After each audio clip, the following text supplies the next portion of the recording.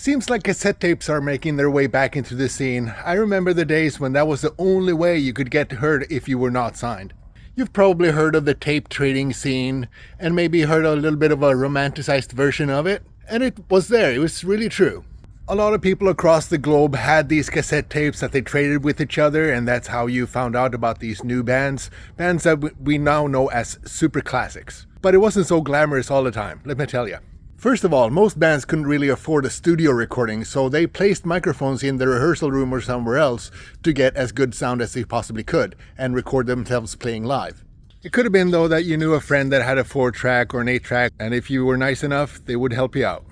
And if you were as poor as we were, you took that tape and you took it to your double tape deck that you had at home and copied it onto cassettes that you had purchased in a store somewhere and just made copy after copy after copy.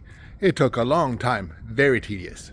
If you had the cash, though, you could hire a cassette copying company that would print the exact right length onto the cassette.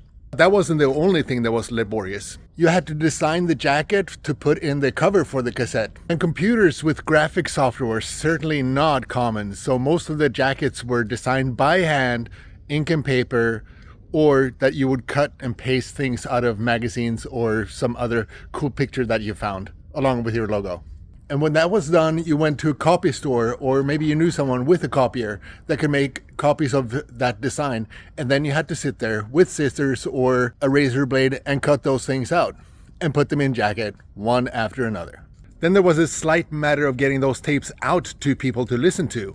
And sure, local record stores were usually pretty happy to put down some demo tapes there for sale.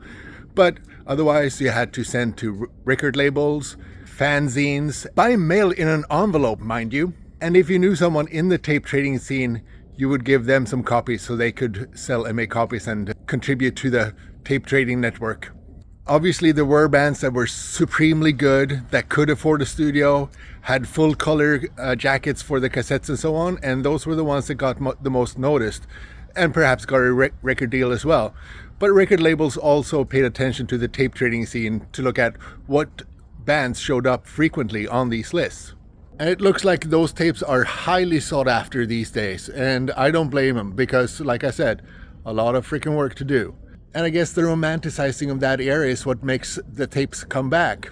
I've seen bands have cassette tapes on their merch tables. I haven't seen many people buy them, but it seems like the numbers are going up.